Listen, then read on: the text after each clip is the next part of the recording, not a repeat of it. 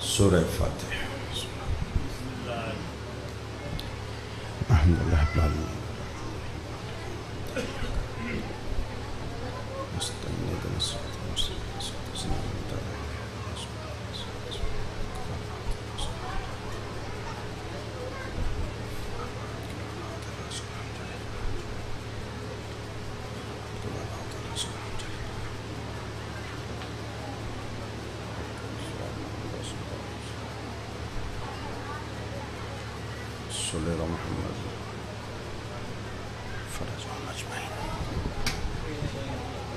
اعوذ باللہ السمیع العلیم من الشیطان اللعین الرجیم۔ بسم اللہ الرحمن الرحیم۔ الحمدللہ رب العالمین، الصلاۃ والسلام علی النبی الامی المکی المدنی الاتحامی سید الوحی والسراج المضیء والکوکب الدری صاحب الوقار والسکینہ المدفون بارض مدینہ بالقاسم محمد وعلی عطرۃ الطیبین الطاہرین المعصومین الذین عذب اللہ عنہم الرجس وطہرہم تطہیرا۔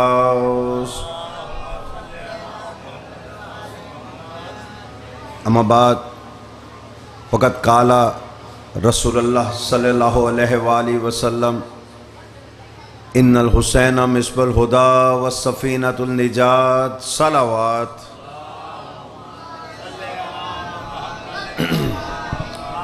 پاک رب العزت آپ سب کا عبادت خانے میں چل کر آنا عبادت میں قبول فرمائے۔ مکتب حسینی تک آنے میں جتنے قدم آپ نے اٹھائے ہیں، نماز حسین میں بیٹھ کر، ذکر حسین میں بیٹھ کر جتنی سانسیں آپ لی ہیں، پاک رب العزت انہیں معاون فرمائے کہ آپ کے گناہ صغیرہ و کبیرہ معاف فرما دے۔ میرے مالک، میرے خالق، میرے رازق، رزاق ہے میرا، جو بے روزگار ہے میرے مالک انہیں بہترین روزگار عطا فرما، جو مقروض ہیں ان کا قرض غیب سے عطا فرما، جو بیمار ہیں بیمار کربلا کا صدقہ انہیں شفائے کلی و کاملہ عطا فرما، جو مقروض ہیں میرے مالک، میرے خالق، میرے رازق، رزاق ہے میرے رب، ان حالات کو دیکھتے ہوئے جو جس مشکل میں پریشانی میں مبتلا ہے ان کی پریشانیوں کو دور فرما، جو اولاد نرینہ کے لیے تڑپ رہے ہیں میرے مالک انہیں اولاد نرینہ عطا فرما، رزق حلال رزق کثیر عطا فرما۔ یہ لنگر مجالس ماتم سادات کی نسلوں میں جاری و سارے رکھ، ان کی توفیقات میں مزید اضافہ فرما، ان کی پریشانیوں کو دور فرما، جو بزرگ ان کے دنیا سے جا چکے ہیں میرے مالک ان کے درجات مزید بلند فرما، میرے خالق جو موجود ہیں ان کا سایہ ہمارے سروں پہ قائم و دائم رکھ، اور ہمارے اعمال میں اتنی پختگی عطا فرما کہ 12ویں سرکار کا ظہور ہو، انہیں لبیک کہہ سکیں، ان کے جانثاروں میں شامل ہو سکیں۔ دعاؤں کی قبولیت کے لیے بآواز بلند درود پڑھ دیجئے محمد وآلہ۔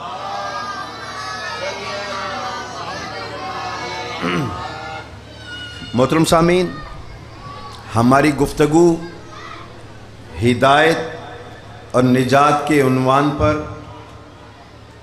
یہاں تک پہنچی تھی کہ اچھے گھرانے سے ہونا تنہا آپ کو نجات نہیں دلوا سکتا۔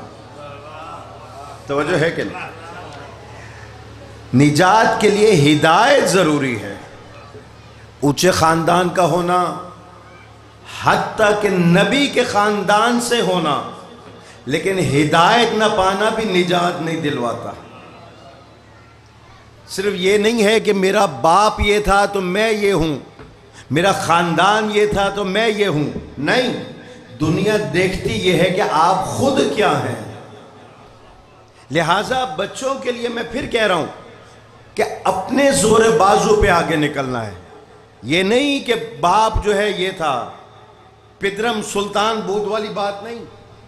ورنہ مجھے بتائیں تو صحیح، حضرت آدم سے بڑا نبی تو اس وقت کوئی اور دنیا میں آیا نہیں، پہلا انسان بھی ہے، پہلا آدمی بھی ہے، انسانیت بھی آدم سے چلی ہے، اور آدمیت بھی آدم سے ہی چلی ہے، تو یاد رکھے گا ان کے گھر آنے والی اولاد دنیا میں پہلی اولاد ہے جو نبی کے گھر آ رہی ہے، لیکن اس کے باوجود اگر ہدایت حاصل نہیں کرتی تو آج تک امت مسلمہ قابیل پہ لعنت بھی کرتی ہے، اسے برا بھی کہتی ہے۔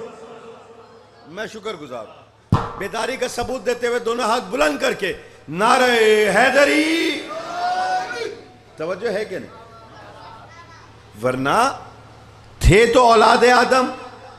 میرے بھائی کی آمد پہ بابا سے بلند درود پڑھ دیجئے۔ نہیں ماشاءاللہ یہ بابا سے بلند ہے تو اس سے ایسا درود سنا دیجئے۔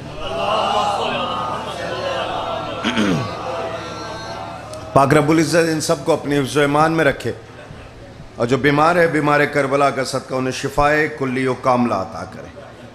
بھئی توجہ ہے نا، حضرت آدم پہلے نبی بن کر آئے، پہلے ہادی بن کر آئے، اولاد پہلی گھر کے اندر، لیکن ایک قاتل نکلا، اور قتل کی وجہ کیا بنی؟ مال نہیں بنی، زمین نہیں بنی، جائیداد نہیں بنی، شیطان نے صرف یہ سوال دونوں کے درمیان میں زیر بحث کر دیا کہ تم دونوں میں سے اللہ کے قریب کون ہے؟ توجہ، قربت خدا کا سوال کسی اور چیز کا نہیں، اور اس کے باوجود قربت خدا کے سوال پہ قتل ہو گیا، تو سمجھیے گا شیطان کا کام ہی یہی ہے کہ وہ زمین و جائیداد کا اتنا جھگڑا نہیں ڈالتا جتنا عقائد کے ذہنوں میں ڈال کے قتل کروا دیتا۔ پہلی اولاد، دونوں میں جھگڑا کہ اللہ کے قریب کون ہے۔ قابیل نے حابیل سے پوچھا، حابیل نے کہا مجھے کیا معلوم، اس نے کہا نہیں ابھی پتہ کیے لیتے ہیں۔ ہم رکھتے ہیں خدا کی بارگاہ میں قربانی، جس کی قبول ہو جائے گی پتہ چل جائے گا وہ اللہ کے قریب ہے۔ توجہ کا طالب ہوں، جتنا بھی مجمع بیٹھا ہوا کافی ہے، اگر بولنے والا بیٹھا ہو، ذکر علی پہ نام اٹھانے والا بیٹھا ہو، دونوں نے قربانیاں رکھی۔ حابیل کیونکہ جانور پالتا تھا، دمبے پالتا تھا، بکریاں پالتا تھا، اس نے موٹا تازہ دمبا رکھ دیا پہاڑی پر، اور قابیل جو تھا یہ کھیتی باڑی کا کام کرتا تھا، اس کے پاس جو سوکھا سڑا سا غلہ پڑا ہوا تھا اس نے لے جا کے وہ رکھ دیا۔ قرآن یہ بتاتا ہے، احادیث اور تاریخ یہ بتاتی ہے کہ اس وقت کا قانون یہ تھا کہ بجلی گرتی تھی اور جو قربانی ختم ہو جائے، غائب ہو جائے، وہ اللہ کو قبول ہو جاتی تھی۔ تو رات گزری، صبح دیکھا بجلی گرتے ہی دمبا قبول ہو گیا، غلہ واقعی ویسے کا ویسا پڑا رہا۔ توجہ کا طالب ہوں، قابیل کو آیا غصہ کہ یہ اس کی قربانی قبول ہو گئی، میری قربانی کیوں رد کر دی گئی؟ مجھے ذرا صرف بول کر بتا دیں یہ غصہ آیا کس پہ؟ قبول حابیل نے تو نہیں کی تھی، قبول کی تھی قابیل نے۔ جملہ آپ کے حوالے کرنے لگا ہوں، اگر سمجھ جائے تو میرا رزق داد مجھ تک پہنچا ضرور دیجیے گا۔ قبول کی تھی خدا نے، غصہ آیا قابیل کو خدا پر، خدا ملا نہیں تو خدا پر آیا غصہ، اترا خدا والے پر۔ ابھی بھی سمجھ میں نہیں آیا، یزید تخت پہ بیٹھا یہی تو کہہ رہا تھا نہ کوئی وحی آئی ہے، نہ فرشتہ آیا ہے، نہ کوئی نبی ہے، نہ کوئی خدا ہے۔ کیوں؟ اس سے غصہ یہ تھا کہ نبوت محمد کے گھرانے میں کیوں آئی، یہ ہمارے گھرانے میں آنی چاہیے تھی۔ اب نہ خدا ملا نہ غصہ اترا، تو خدا کا غصہ اترا امام حسین پر۔ میں شکر گزار ہوں ان ہاتھوں کا۔ بھائی اس کا مطلب یہ ہوا کہ خدا پہ آیا غصہ اترتا ہے خدا والے پر۔ یہاں قابیل نے جب حابیل کا قتل کر دیا اور دفنا دیا گیا تو وہاں پتہ چلا حضرت آدم کو، وہ روتے ہوئے چلے ہیں، وہ لعنت کرتے ہوئے چلے ہیں۔ ایک جملہ میں پہلے کہہ چکا، ایک جملہ دوبارہ آپ کے حوالے کروں، لعنت بھی کرتے جاتے ہیں، روتے بھی جاتے ہیں۔ اور یہ حضرت آدم نے پہلے دن ہی اپنی اولاد میں یہ وصیت کر دی کہ اگر میری اولاد ہو تو تم پر واجب ہے جو قاتل ہے اس پر لعنت بھی ہوگی، جو مقتول ہے اس پر آنسو بھی بہائے جائیں گے۔ دونوں ہاتھ بلند کر کے حیدری، توجہ ہے کہ نہیں؟ یہ ہے پہلا ہادی اور پہلی اولاد. اس کے بعد آگے چلتے. میں نے کہا کہ اونچا گھر بھی کیوں نہ ہو, اونچا گھرانہ بھی کیوں نہ ہو, اگر ہدایت حاصل نہیں کی تو نجات ممکن نہیں ہے. اگلی باری آ گئی جناب نوح کے خاندان کی. نبی ہے نوح, لیکن بیٹا وہ اس راہ پر نہیں ہے جس پہ نبی چلانا چاہتا ہے. جناب نوح بھی لے کر چلے ہیں سفینہ. حدیث ذہن میں ہے نا جس کو عنوان قرار دیا, ان الحسین مصباح الہدیٰ والسفینۃ النجات. حسین ہدایت کا چراغ بھی ہے, نجات کی کشتی بھی ہے.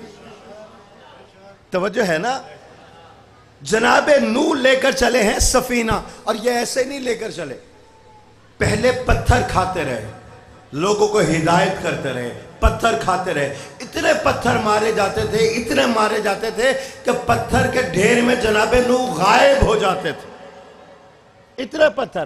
اور جیسے ہی دیکھتا رب کہ یہ نوح تو چھپ گیا پتھروں کے ڈھیر میں, تو حضرت جبرائیل آتے, پتھروں کے ڈھیر سے ان کو نکال کر اپنا پر مس کرتے.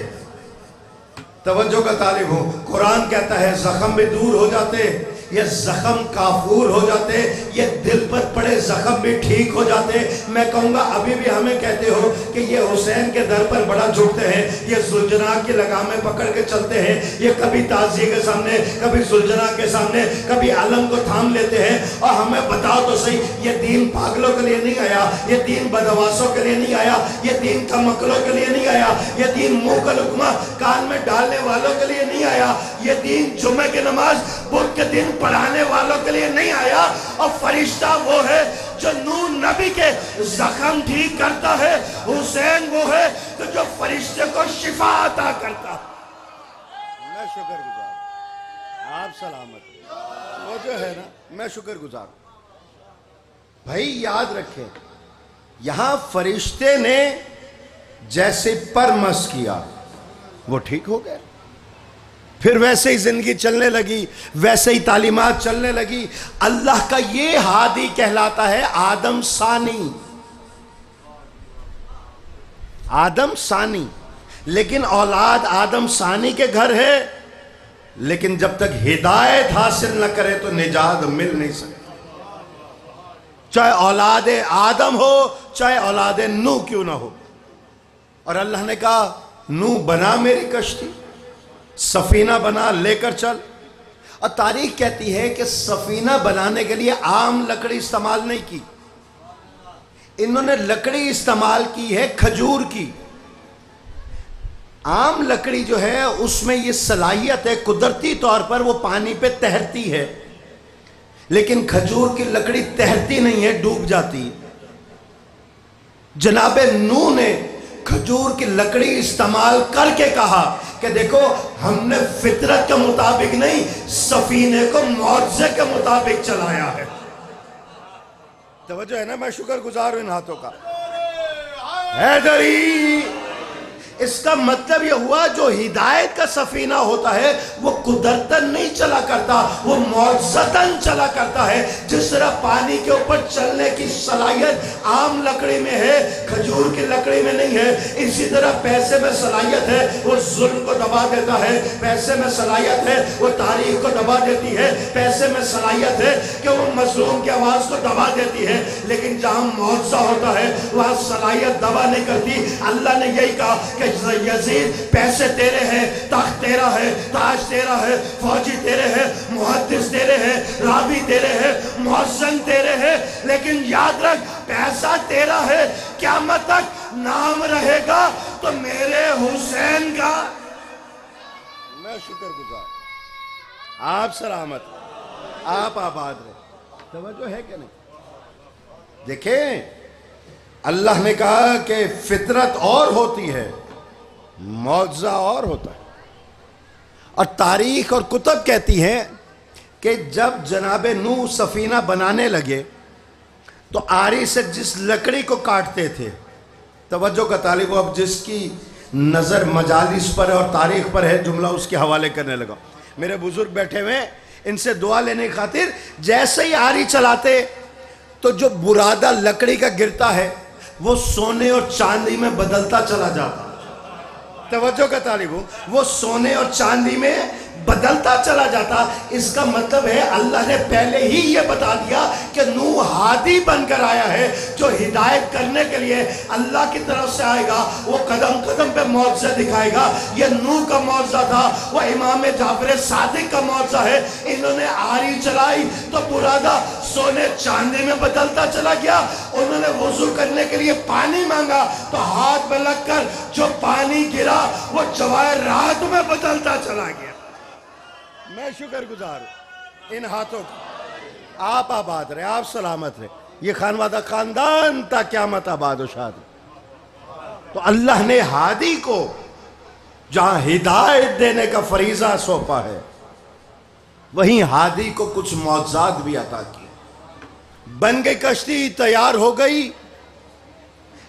جو ایمان لائے ہوئے تھے وہ بار بار آتے کہ جناب نوح ہمیں بتائیں کب چلنا ہے, کب چلنا ہے. تاریخ کہتی ہے اسی میں ایک بڑھیا بھی شامل تھی. وہ اپنی گٹھڑی لپیٹتی, وہ اٹھ کے آ جاتی کہ نوح ہو گئی سفینہ تیار, چلیں. وہ کہتا نہیں مائی تو ابھی ریسٹ کر, آرام کر, ابھی طویل ہے, لے جاؤں گا لے جاؤں گا. کون کہہ رہا ہے لے جاؤں گا؟ ہادی کہہ رہا ہے لے جاؤں گا. ہدایت دینے والا کہہ رہا ہے لے جاؤں گا. حضرت نوح کہہ رہے لے جاؤں گا. اب وہ سکون سے نوح کے زبان پہ اعتبار کر کے گھر چلی جاتی, وہ واپس چلی جاتی. یہاں تیار ہوا سفینہ, لوگ سوار ہو گئے, ایک ایک جوڑا ہر جانور کا سوار ہو گیا. یہاں سے چلنے لگا, یہاں سے نکلنے لگا. لیکن نوح کے ذہن میں رہ گیا کہ اس کو بھی ساتھ لے کر جانا ہے. طوفان آیا اور طوفان چلا اور طوفان ٹل گیا. یہ کشتی پہاڑ جودہ کی چوٹی کے اوپر آ کر رک گئی. وہاں سے نوح اترے, سیر و سباق کے لیے نکلے تو دیکھا کہ وہی بڑھیا ہے, اس کا گھر ہے. اس نے جیسے نوح کو آتے دیکھا اپنی گٹھڑی اٹھا کے کہتا ہے نوح چلے نا سفینے پہ. توجہ ہے کہ نہیں؟ میں شکر گزار ہوں. جناب نوح نے کہا کہ یہ تو طوفان آیا, تو نے دیکھا نہیں؟ کہا نہیں نوح میں نے تو نہیں دیکھا.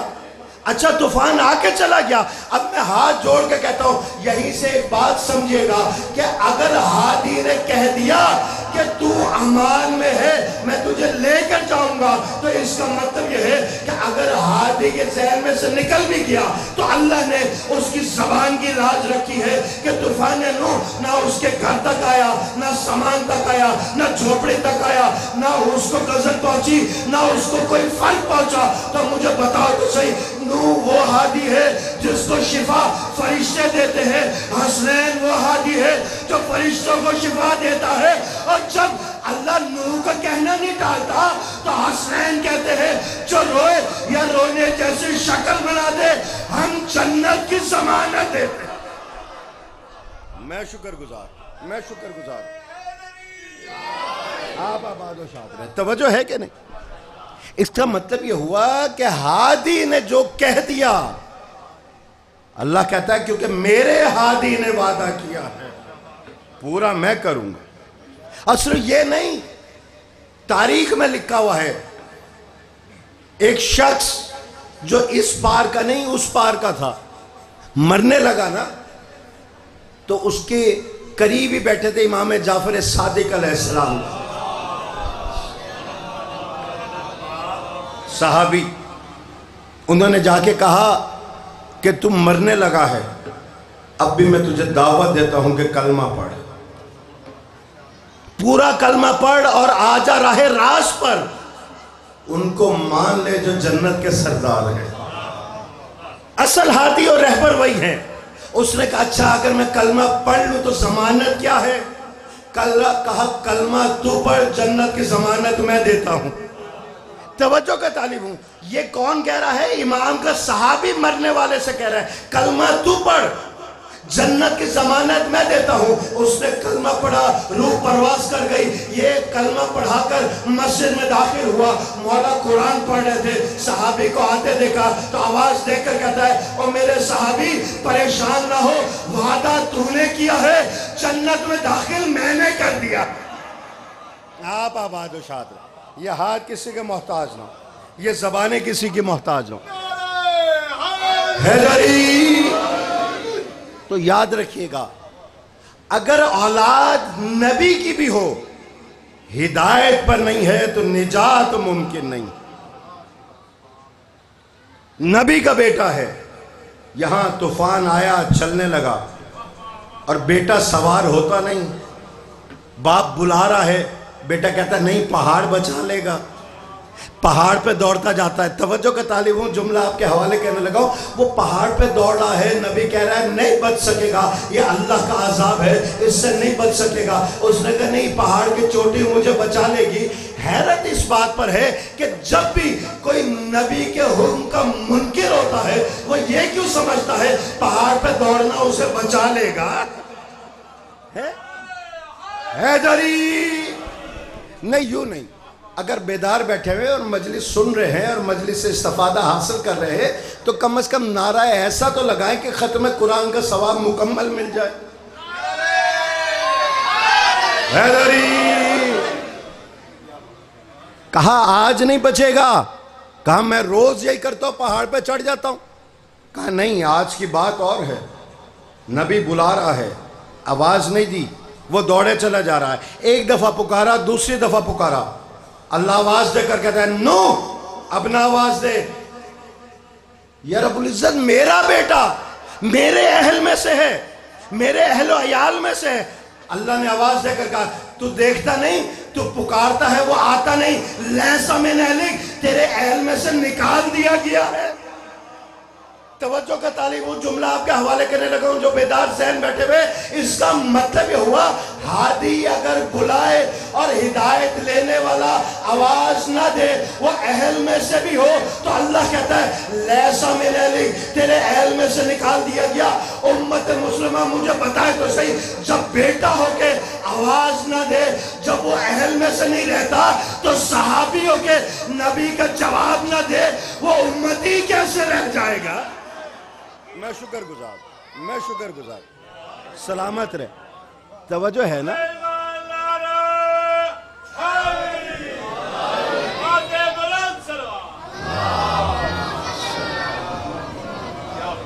بھائی نبی کا بیٹا ہدایت پہ نہیں ہے تو اللہ کہتا ہے ناجی نہیں ہے، نجات نہیں ملے گی. نسبت کو نجات نہیں ہے، ہدایت کو نجات ہے. توجہ کا طالب ہوں. اور جب نبی کے گھر پیدا ہونے والا اگر ہدایت پہ نہ ہو تو نجات نہیں ملتی. تو لاکھ میل فاصلے سے اٹھا کے جہاں مرضی دفن کر دو کہ ساتھ والا نجات دے جائے گا. ساتھ رہنے سے نجات نہیں، ہدایت حاصل کرنے سے نجات ملتی. یہاں چلتا چلا جا رہا ہے. اللہ کہتا ہے لیسا من اہلک تیرے اہل میں سے نکال دیا گیا، تیرے اہل میں سے رکھا ہی نہیں. یہ رب العزت نبی کا بیٹا ہے، نبی کا بیٹا ہے. اللہ آواز دے کر کہتا ہے بے شک ہوتا رہے. ہم ظالم نہیں ہیں کہ کوئی نبی کا بیٹا ہے ہدایت پہ نہ ہو جنت داخل کر لے، اور کوئی نہیں ہے چاہے ہدایت پر ہو اس کو جہنم میں ڈال دے. یہ ممکن ہی نہیں ہے. یہ رب العزت بچا کیوں نہیں لیتا؟ کہ اس لیے کہ نبی کے کہنے پہ نہیں آتا. نبی کہتا ہے سفینے پہ سوار ہو جا. نہیں جملہ میں آپ کے حوالے کرنے لگا ہوں، لطف میں خود لے رہا تھا جملے کا. یاد رکھیے گا نبی نوح نے سفینہ بنایا ہے اور اللہ کہہ رہا ہے جو نوح کے سفینے پہ سوار نہیں ہوتا وہ نجات حاصل نہیں کر سکتا. چاہے کسی بھی کردار کا ہے، وہ بھی جانور جو اللہ نے ڈبل حرام کیے ہیں وہ بھی سوار ہو گئے. اللہ کہتا ہے کیونکہ سفینے پہ سوار ہے ان کی نسل بھی میں قیامت تک باقی رکھوں گا. لیکن نوح کا بیٹا ہے سفینے پہ سوار نہ ہو، اللہ کہتا ہے اس کی نسل یہی غرق ہو جائے گی، یہ غرق ہو جائے گا، فنا ہو جائے گا. تو دو سفینے بنے ہیں، ایک نوح نے بنایا، ایک محمد مصطفیٰ نے بنایا. نوح کا سفینہ لکڑی کا سفینہ تھا، محمد مصطفیٰ کا سفینہ सफीना, लहमों का लहमी का सफीना, दमों का दमी का सफीना, जिस्मों का जिस्मी का सफीना। तो मुझे बताओ तो सही, ये सफीना नूह कहलाया, वो सफीना हुसैन कहलाया जो नूह के सफीने में सवार नहीं वो भी गर्क हुआ, जो हुसैन के सफीने में सवार नहीं वो भी जहन्नमी कहलाया। मैं शुक्रगुजार, आप सलाम, तवज्जो है ना? आखिरी आदमी तक दोनों हाथ बुलंद कर।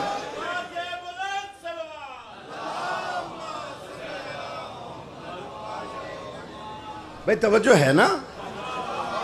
हिदायत का तन्हा मकसद ये नहीं है कि नमाज पढ़ ली तो हिदायत याफ्ता है, रोजा रख लिया तो हिदायत याफ्ता है। कई मैंने नमाजी ऐसे देखे, यहां नमाज पढ़ी वहां जाके किसी की जेब काट ली। कई हाजी ऐसे देखे, यहां हज किया वहां जाकर जमीनों पर कब्जा कर लिया। वो हिदायत कैसी जो तुम्हें राहे रास पे ना ला सके। मैंने कई ऐसे शब्बेदार देखे हैं कि जो लोगों के दिखावे के लिए शब्बेदारी तो करते हैं, लेकिन जहां लोगों की आंखें बंद हुई वहीं पे जुआ खेलना शुरू कर दिया, वहीं पे शतरंज और ताश खेलनी शुरू कर दी। यहां मस्जिदों में नमाज पढ़ते हैं, तन्हाई में बैठ के शराब पीते हैं। तो इसका मतलब हुआ कि नमाज तुझे हिदायत पे नहीं ला सकी, रोजा तुझे हिदायत पे नहीं ला सका, हज तुझे हिदायत पे नहीं ला सका। तो याद रख, जो चीज तुझे हिदायत पे नहीं ला सकती वो जन्नत तक कैसे ले जाएगी। मैं शुक्रगुजार हूं हैदरी, जो तुझे हिदायत पे नहीं ला सकती वो जन्नत तक कैसे ले जाएगी। सहाबी रसूल है, बहुत बड़ा सहाबी है। एक इशारा करने लगा हूं और मैं देखना ये चाहता हूं कि नुक्ता भाई बिस्मिल्लाह के सदके नुक्ते को समझता कौन है। चेहरे खिलखिला रहे हैं। और देखिए, याद रखिएगा, इतना बड़ा सहाबी कि उनकी सुन्नत आज तक मुसलमानों को कई कई घंटे खड़ा रखती है। तवज्जो है ना?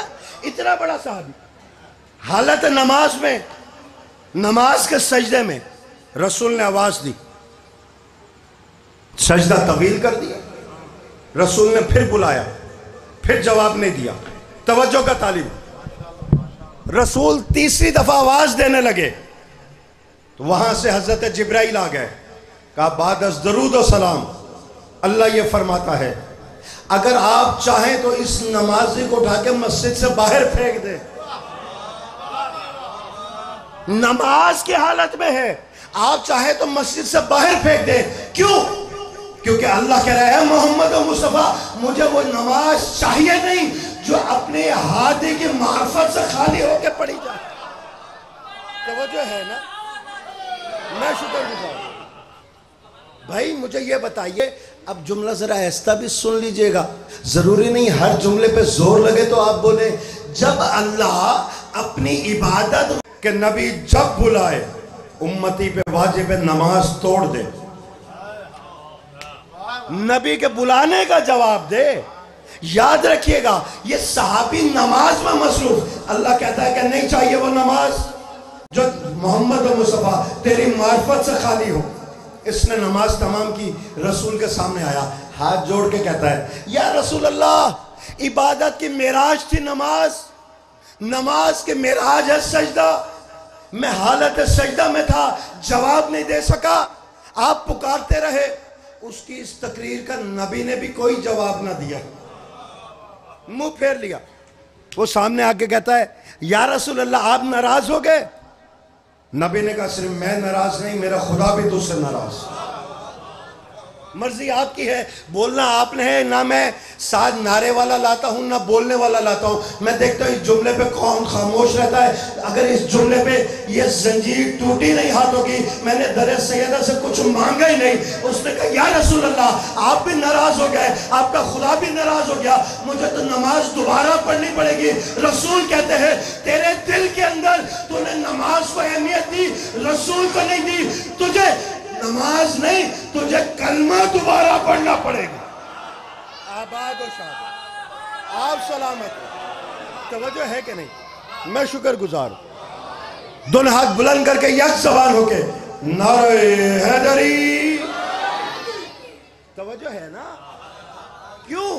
تو نے چند لمحے ایسے گزار دیے کہ جو میری معرفت سے خالی تھے، کہ میری معرفت میں چند لمحے ہی صحیح، تجھے نماز نہیں، تجھے کلمہ دوبارہ پڑھنا پڑے گا. میں ہاتھ جوڑ کے پوچھتا ہوں، مجھے بتاؤ تو صحیح. ہمیں کہتے ہیں یہ شیعہ جو ہے یہ اس کو مانتے ہیں، اس کو نہیں مانتے، اس کو مانتے ہیں، اس کو نہیں مانتے، اور یہ ٹھپا لگا دیا یہ صحابہ کا ہی منکر ہے. نہیں، اور میں تمہیں بتاتا ہوں ہم صحابہ کو کتنا مانتے ہیں.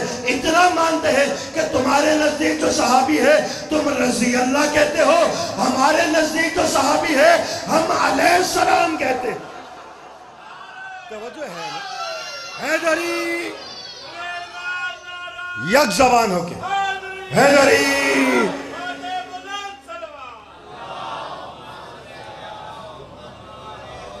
بھائی فرق اتنا ہے کہ وہ حالت نماز میں تھا، نبی بلاتا رہا، اس نے جواب نہیں دیا.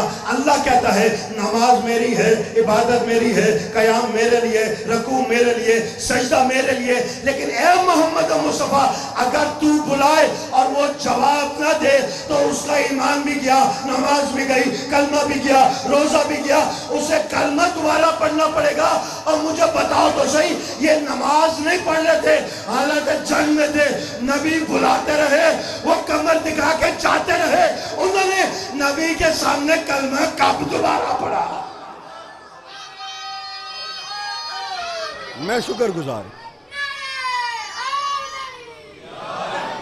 نہیں. پچھلا مجمع ابھی بھی پیچھے یک زبانوں کے بیداری کا ثبوت دیتے ہوئے دونوں ہاتھ بلند کر کے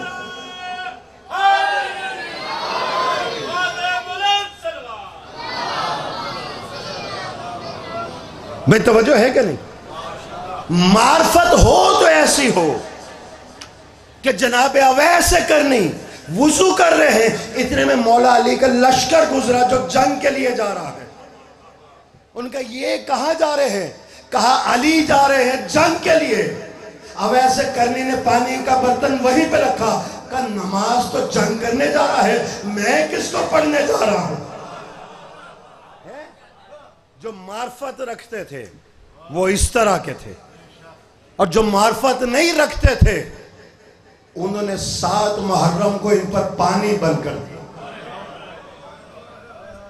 آل نبی دریا کا کنارہ اور پیاسے.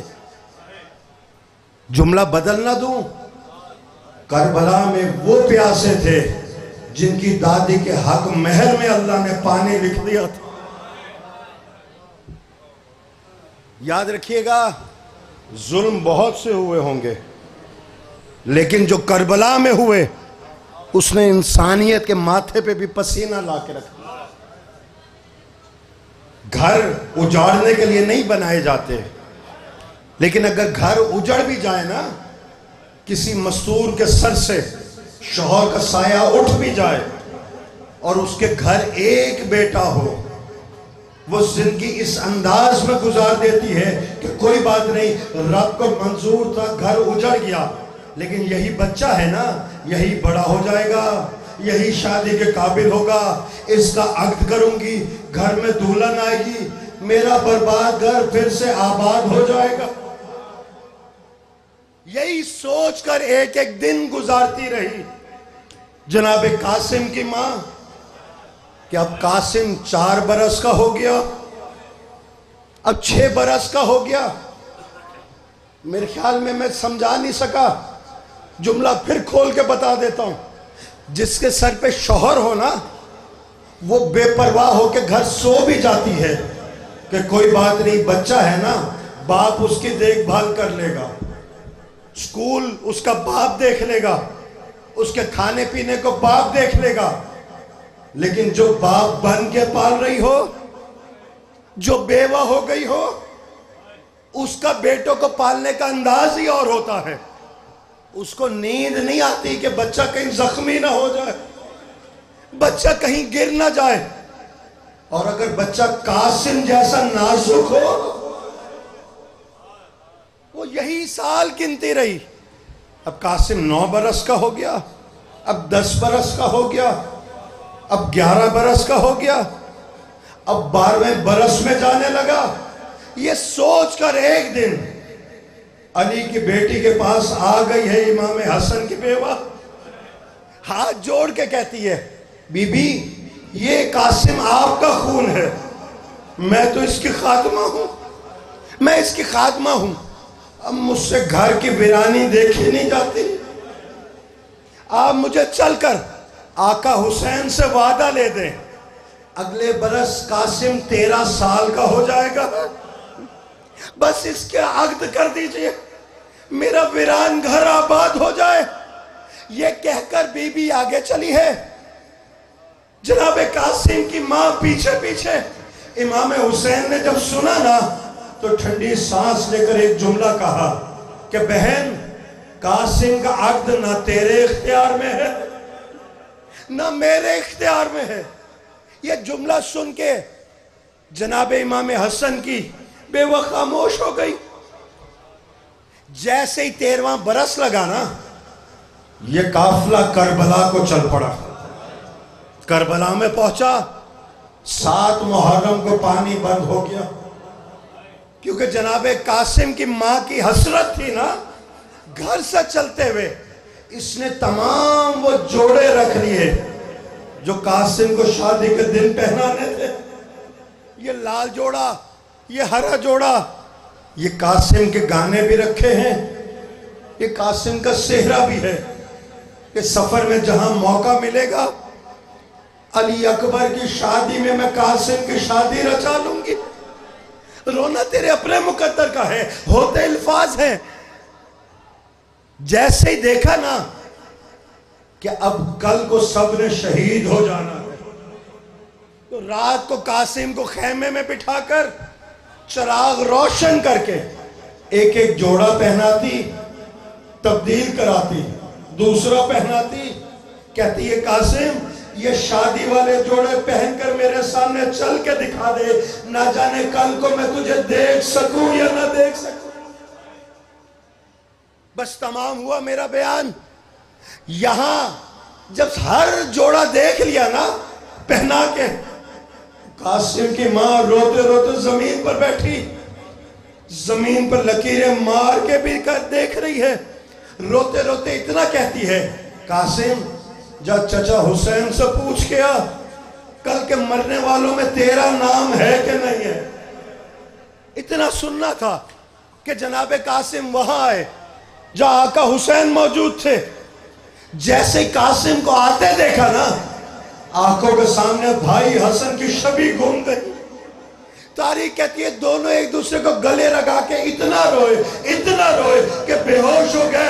میں کہتا ہوں ہاتھ جوڑ کے جاؤ پوچھو ڈاکٹروں سے، جب کوئی بے ہوش ہو جائے تو ہوش میں لانے کے لیے پانی چھڑکا جاتا ہے، لیکن ہائے کربلا جہاں 7ویں سے پانی بند تھا، پانی میسر نہیں تھا، کہا چچا کیا کل کے مرنے والوں میں میرا نام بھی ہے؟ میں نے تمام کیا، سمیٹ دیا مضمون۔ کہا قاسم تو بہت بڑا ہے، جملہ سنو گے؟ ہاشمی خون کے چہرے پہ غیرت بن کے جملہ گھوم گیا، جو شریف لہو ہے اس کے لیے مصائب کا یہی جملہ کافی ہے۔ کہا قاسم تو بہت بڑا ہے، کل کے شہداء کے اندر تو عسکر کا نام بھی ہے، عسکر کا نام آنا تھا۔ ہاشمی غیرت خون کی طرح چہرے پہ دوڑ گئی۔ کہا یہ میں کیا سنتا ہوں، عسکر تو خیمے میں ہے، وہاں تو میری پھوپھی بھی ہے، وہاں میری ماں بھی ہے، میری بہنیں بھی ہے، کیا یہ قوم اشقیاء خیموں میں آ جائے گی؟ مولا نے کہا قاسم جلال میں نہ کس کی ضرورت ہے جو تیری زندگی میں خیموں کے اندر آ جائے۔ میں کہوں گا مولا آج صرف سنا ہے، کہیں خیموں میں نہ آ جائے، یہ کل ہوگی آپ کی ماں کے ہاتھوں میں رسن ہوگے، بے کجاوہ اونٹوں پر کربلا سے کوفہ، کوفہ سے شام، کبھی شرابی کے دربار میں لے جائے گا۔ اللہ لعنت اللہ